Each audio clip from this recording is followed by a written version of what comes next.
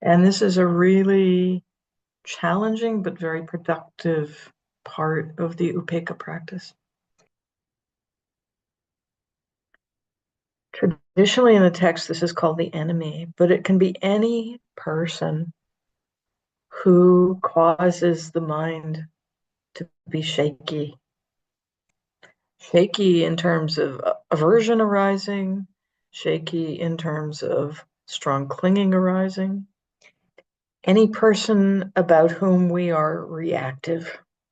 And really, the category of enemy tends to emphasize the negative reactivity, and in this case, in this category.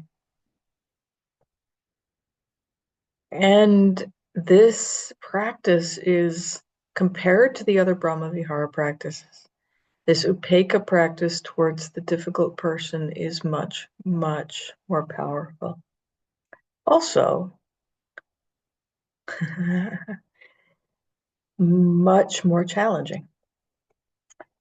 So please remember, doing the Upekkha practice assumes that we will have already done Metta, Karuna, Mudita practice, doing the Upekkha practice in the traditional way. So in each of those practices, a layer of reactivity is purified. And we get more and more skilled at disengaging from reactivity. So if you haven't done a lot of that practice, this might be particularly challenging for you, even if you have, actually, to be honest. So please remember, this cultivation of upekkha is not well-wishing for that person, but understanding things are as they are with them.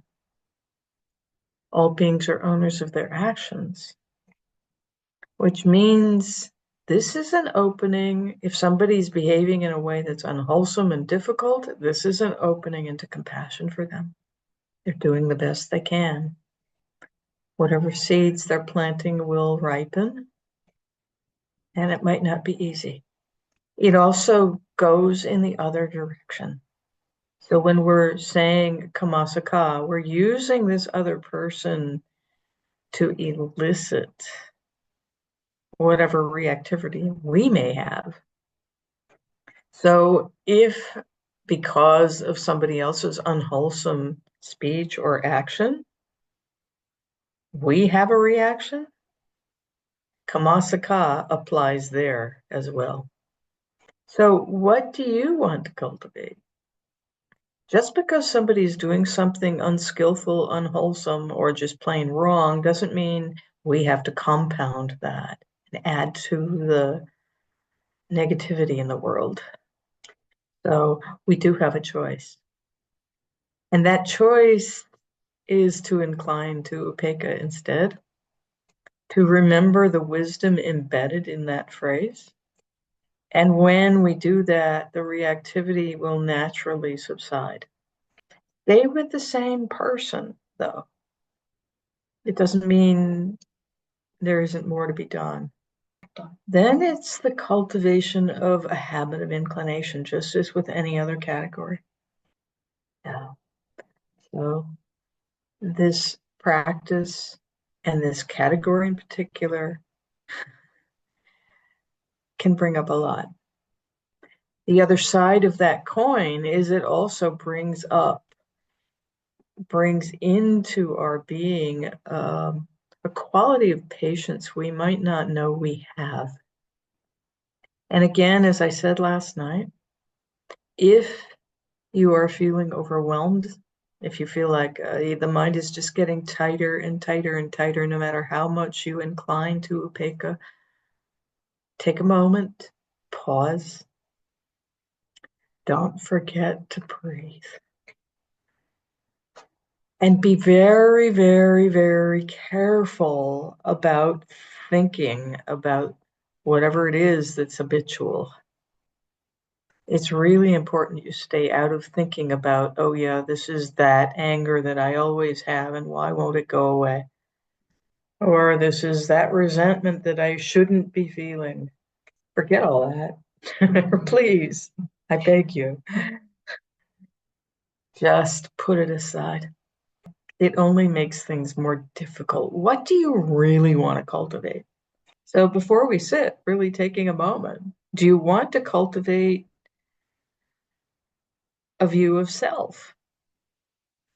Do you want to cultivate anger or resentment? No matter how right we are, we can't change the way people speak or act. Resenting that and resenting them only cultivates the suffering. And cultivating righteousness, I'm right, they're wrong, that cultivates self-view and pride. And I know you don't want to cultivate any of those things, or you wouldn't be here. So somewhere finding the patience, and I know you can do this, to just put that aside and incline again and again to equanimity. It's not complicated. And if it is really difficult and you have paused, go to metta for yourself first. Don't try to cultivate equanimity for yourself, as I said last night.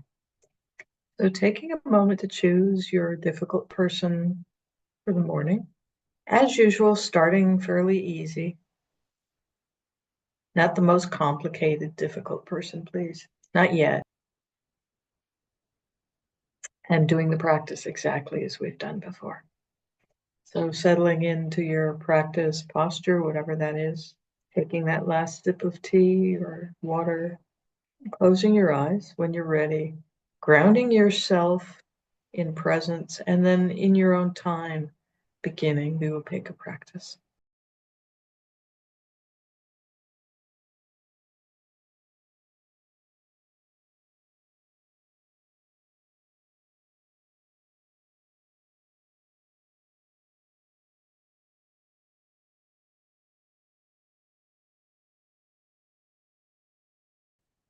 Thank you for your practice, everybody.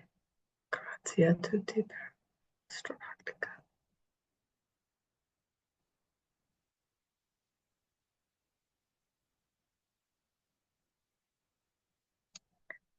Since we had so many questions yesterday, I stopped the meditation 5 minutes earlier than usual. So feel free to ask whatever you need to. So first, Chiara.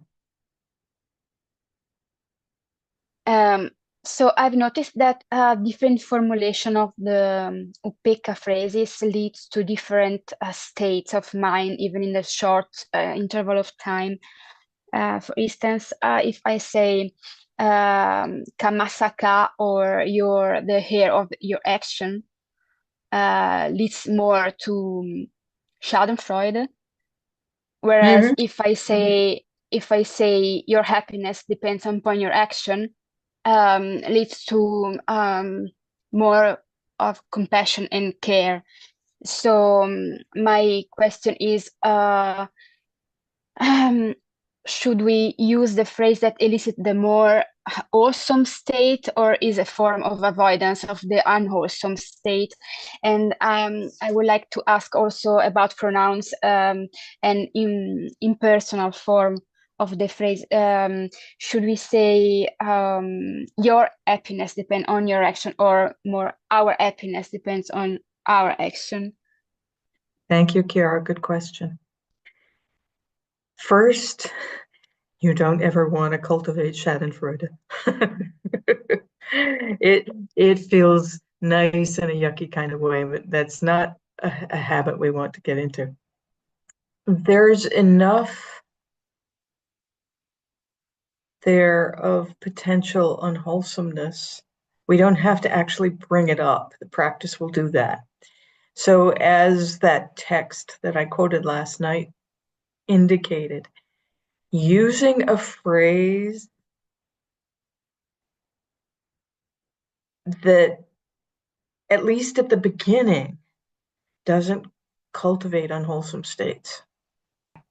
So if there are latent tendencies of resentment or schadenfreude or any unwholesome state, They will come up in the course of the practice by themselves. You don't have to use a phrase to bring them up. So starting with a phrase that doesn't cause them, and then if they come up, then that gets purified, that gets worked with. Yeah. And the best phrase to use is actually not personal. Happiness depends on action, as opposed to your happiness or our happiness or any pronoun in there. It's just a fact of life. And I forgot to mention, and I'm just remembering, and thank you for that question, Kiara, because it brought something to mind that I had forgotten to mention yesterday. One alternative phrase is something that I was speaking with a dear friend yesterday who teaches a lot of the Brahma Viharas in the United States, and she was reminding me of a phrase she used that I hadn't ever heard before, and I really like it. All beings have their own journey.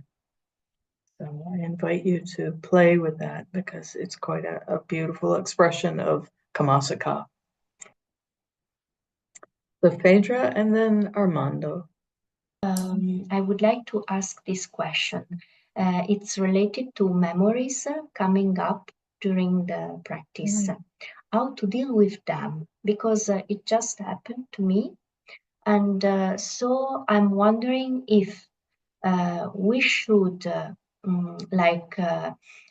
feel the sensations related to that memory, the feelings that we had according to them. So leave them again in a way, or would it be better just to notice them and then leave them aside and keep on practicing?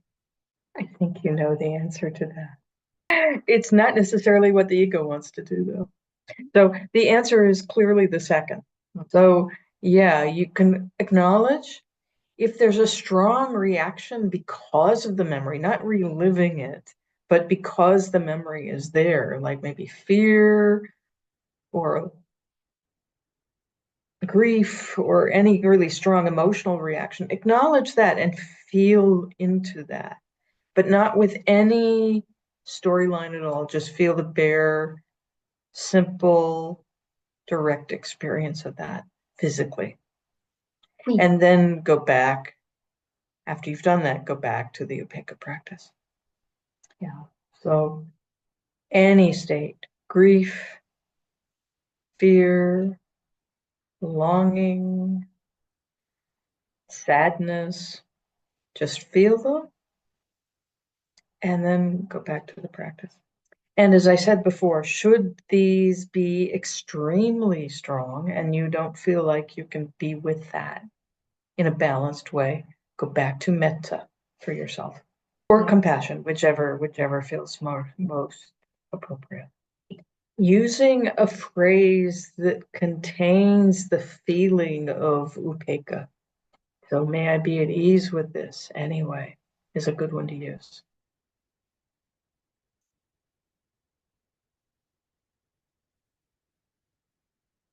So Armando.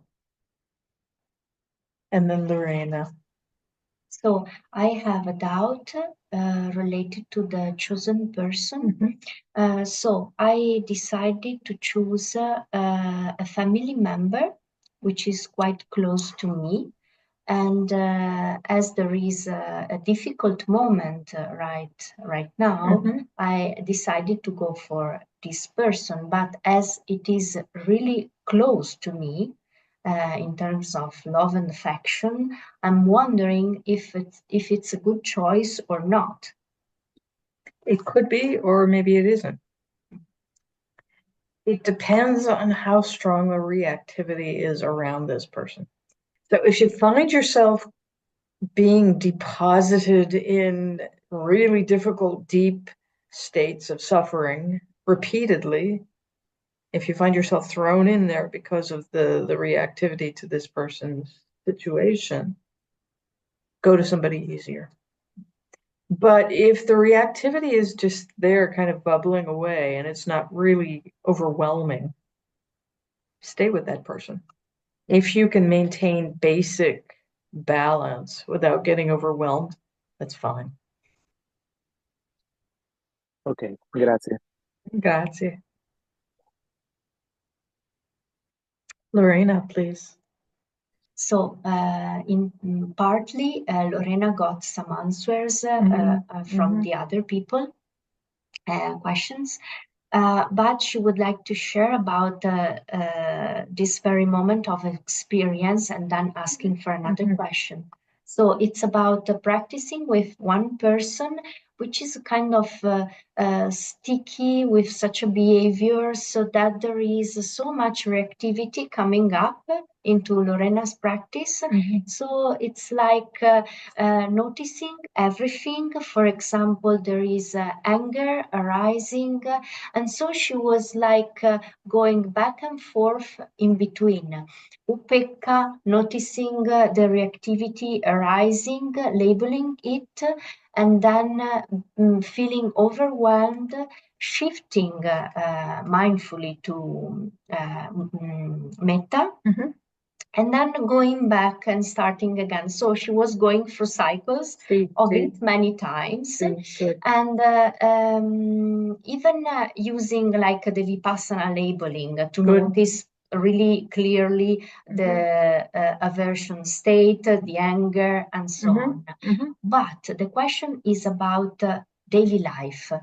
For example, if I'm gonna meet the person, that very person, or in general, a person who is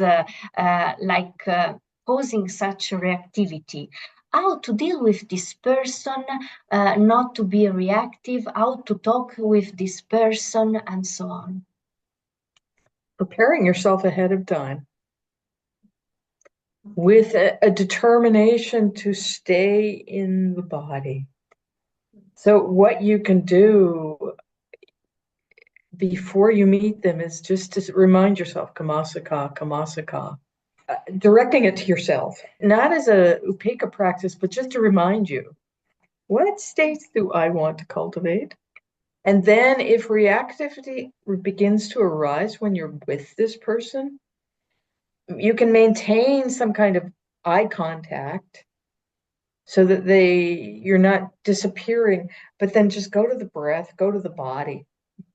Remember to breathe. And that can be a real anchor. Go more into Vipassana mode, but not precise, just, intense anger, intense resentment, intense annoyance, whatever is coming up. And then, if you're not feeling overwhelmed, remember the kamasaka towards them as well.